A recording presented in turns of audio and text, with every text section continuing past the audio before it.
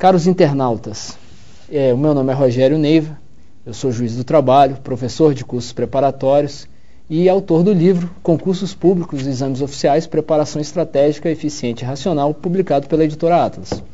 E vim aqui hoje conversar com os senhores a respeito de um aspecto específico, porém de grande relevância para o processo de preparação para o concurso e busca da aprovação por parte do candidato.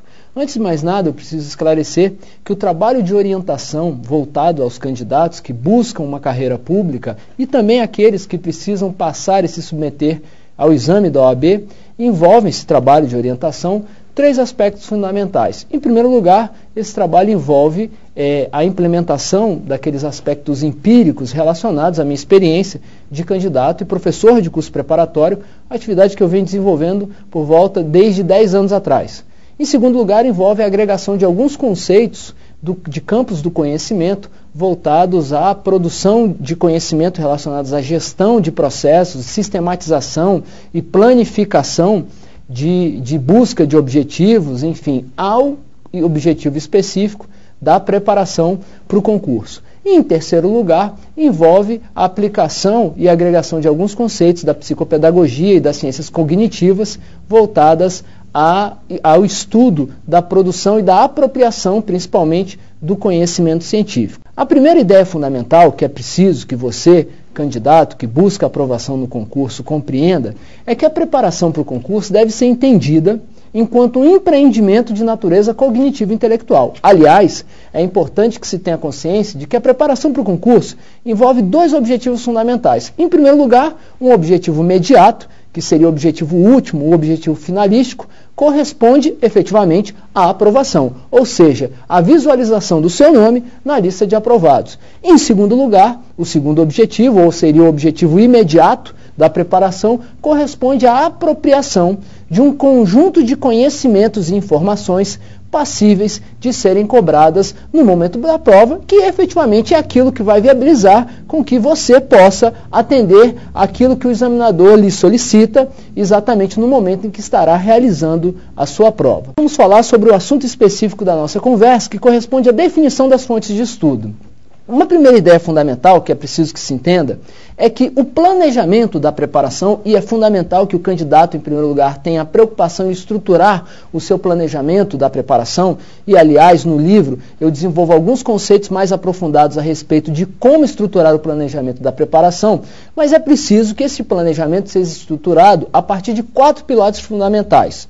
Na verdade, 2 deles envolvem o lado do planejamento estratégico da preparação e os outros 2 envolvem o planejamento tático. O planejamento estratégico vai envolver, em primeiro lugar, a definição de objetivo e, em segundo lugar, a definição de programa, que corresponde ao conjunto de matérias e conteúdos a serem apropriados pelo candidato do ponto de vista cognitivo e intelectual. Já os outros 2 pilares da estruturação do planejamento, que envolvem o planejamento tático, corresponde à definição das fontes de estudo, o levantamento, em segundo lugar, do tempo que será disponibilizado e a alocação das matérias nesse tempo disponibilizado na grade de horários do candidato. Então nós temos basicamente, para a estruturação de um planejamento de preparação para o concurso de maneira adequada, 4 pilares fundamentais: definição de objetivo, definição de programa, definição de fontes de estudo, levantamento do tempo e alocação de matérias. Portanto, agora nós vamos falar exatamente sobre como estruturar e definir as fontes de estudo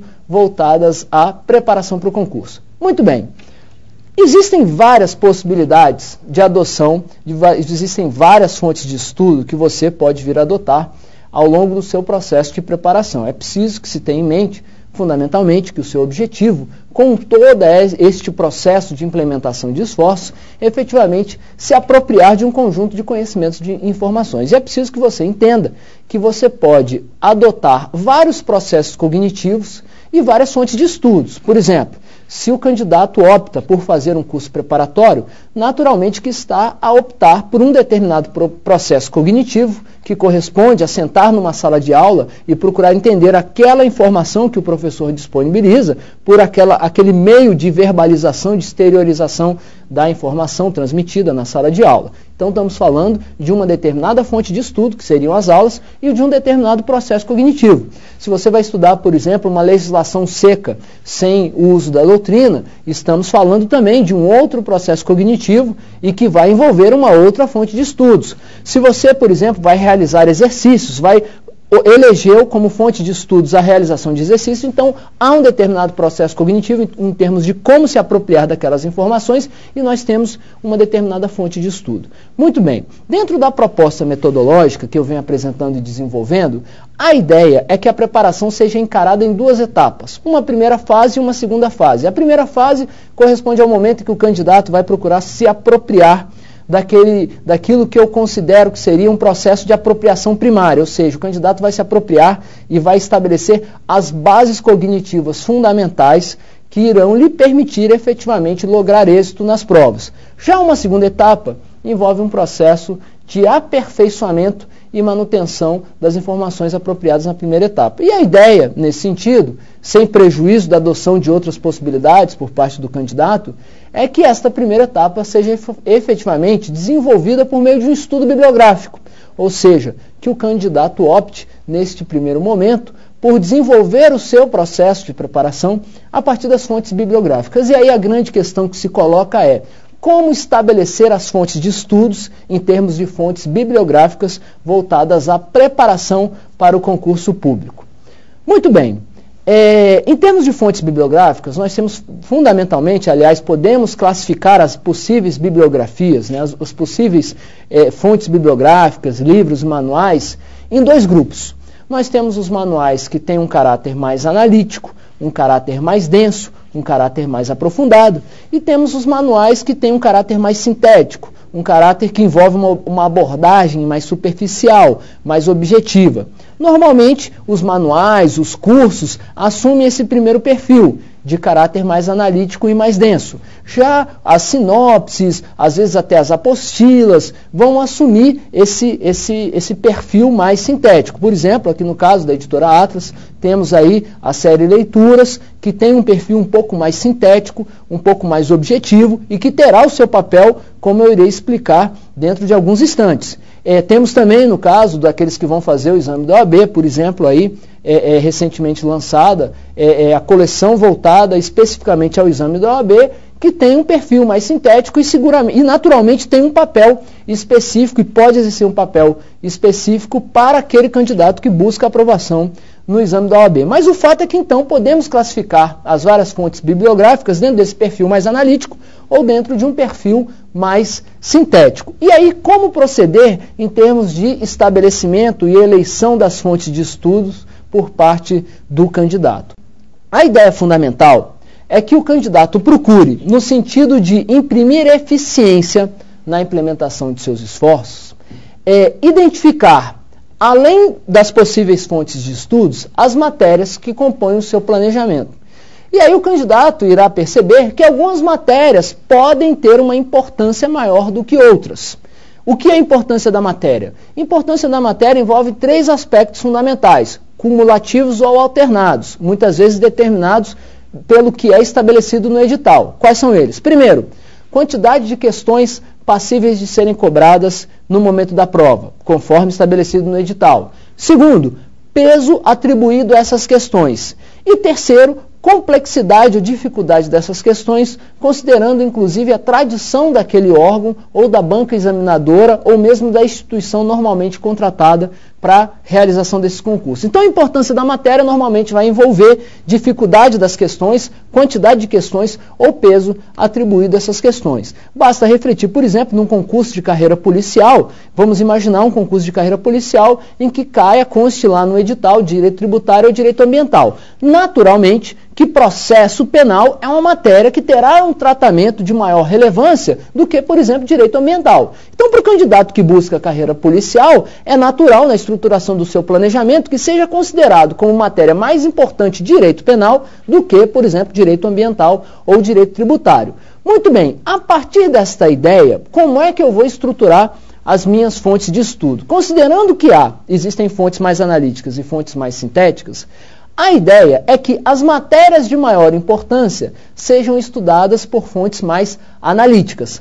Já as matérias de menor importância serão estudadas por fontes mais sintéticas. Muito bem, o sentido de tudo isso, desta busca de eficiência e otimização de esforços na definição das fontes de estudo, considerando a importância da matéria para o candidato, é que, em primeiro lugar, naturalmente, de forma muito lógica e natural, o candidato irá investir mais tempo ao longo do seu processo de preparação nas matérias de maior importância do que nas matérias de menor importância.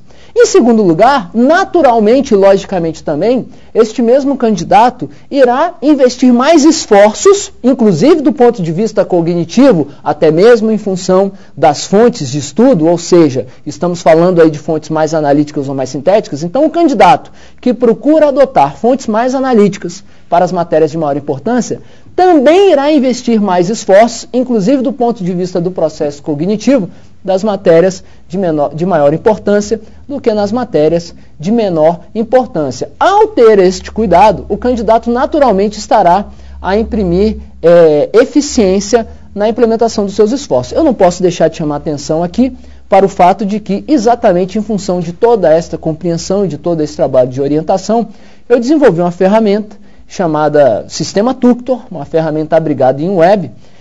E esta ferramenta tem como uma de suas finalidades, dentre as várias em termos de estabelecimento de planejamento da preparação, mostrar para o candidato quantas horas, ou seja, qual é o tempo de estudo, aquele determinado planejamento de estudos estabelecido pelo candidato, quantas horas de estudo e quanto tempo de estudo será investido em relação a cada matéria.